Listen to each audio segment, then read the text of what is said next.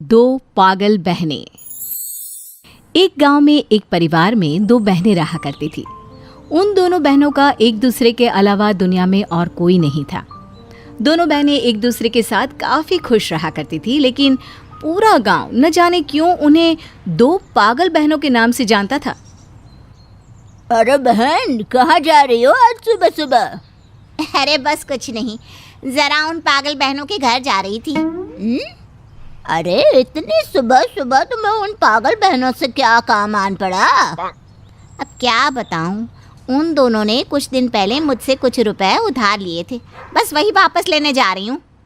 अरे यार, तुम देख इस चक्कर में पड़ गए।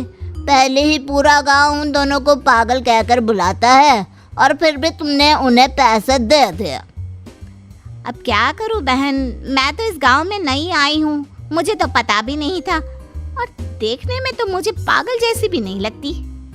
अरे तो कौन सा सच में वो दिमागी रूप से कमजोर या पागल है, बस उनका नाम पागल पड़ा हुआ है। लेकिन उसके पीछे कोई वजह तो होगी ना, ऐसे थोड़ी ना कोई किसी का नाम पागल रख देता है। अब ये तो मैं नहीं जानती। सारा गांव पागल बहन करके बुलाता है, तो सोचा मैं तुम्हें भी बता दूं। कमला अपने पैसे लेने के लिए उन दोनों पागल बहनों के घर पहुंचती है। बड़ी का नाम था कांता और छोटी का नाम था शांता। अरे आइए आइए बहन जी, आज सुबह सुबह कैसे आना हुआ? मैंने आपको जो पैसे उधार दिए थे ना, बस वही वापस लेने आई हूँ। बहन जी, बस 10 दिन की मोहलत और दे दीजिए, फिर हम दोनों आपके पैसे चुका देंगे।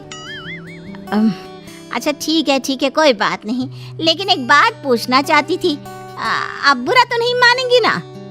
अरे नहीं, पूछिए ना, क्या बात है?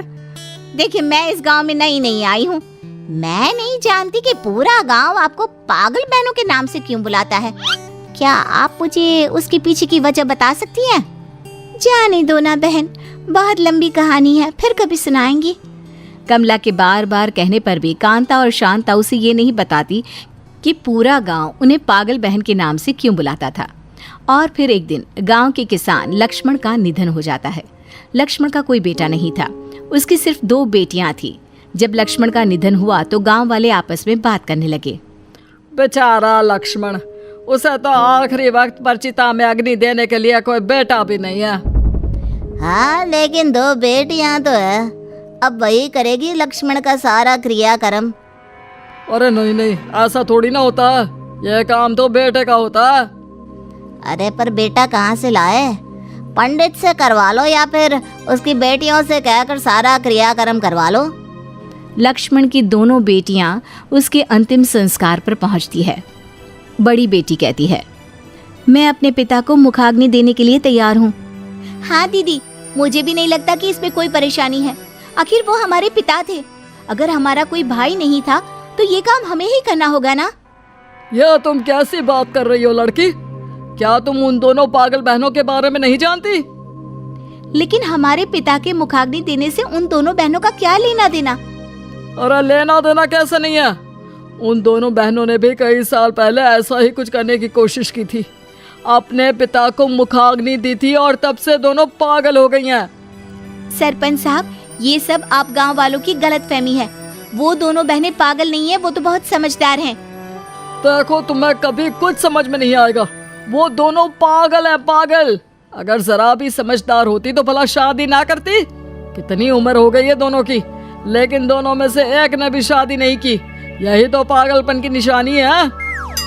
लेकिन सरपंच साहब, हम दोनों बहनों की तो शादी हो चुकी है, इसका मतलब तो ये हुआ ना कि हम पागल नहीं हैं। अभी नहीं हो तो क्या हुआ?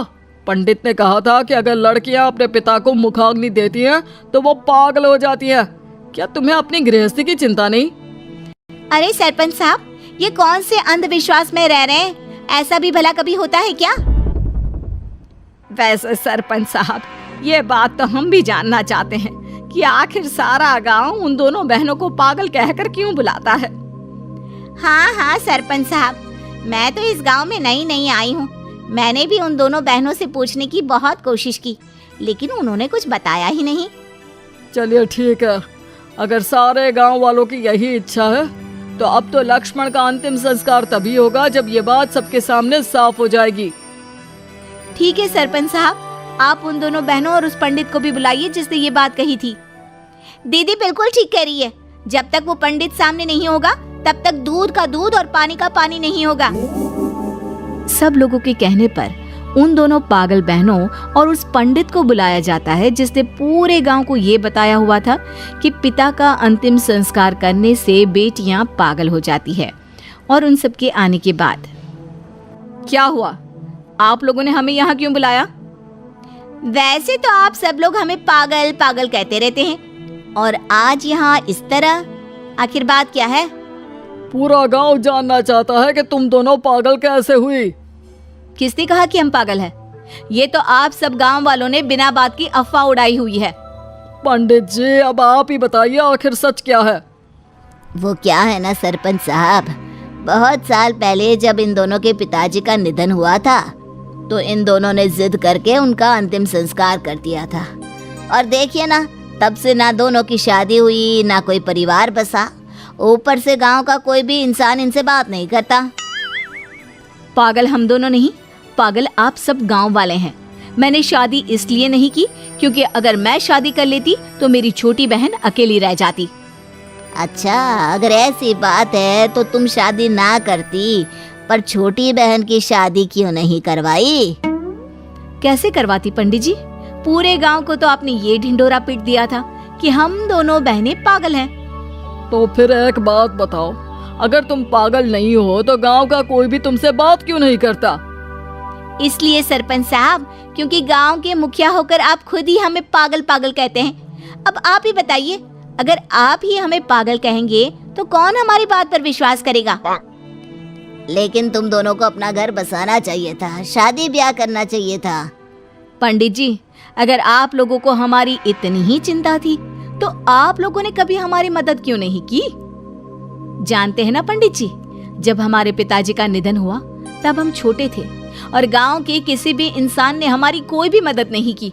ऊपर से हमें पागल करार देकर सबसे अलग रहने पर मजबूर कर दिया। हम लोगों से बहुत बड़ी गलती हुई है, हमें माफ कर दो। आज से कोई भी कांता और शांता को पागल कहकर नहीं बुलाएगा और इन्हें भी गांव में सम्मान पूर्वक देखा जाएगा। अब तो हम अपने पिता का अंतिम संस्कार कर सकते हैं ना? हाँ हाँ, बिल्कुल कर सकते हो। और गांव से इस प्रथा को पूरी तरह खत्म किया जाएगा। अब से जिसका बेटा नहीं है उसकी बेटी अपने पिता को मुखाग्नि दे सकती है।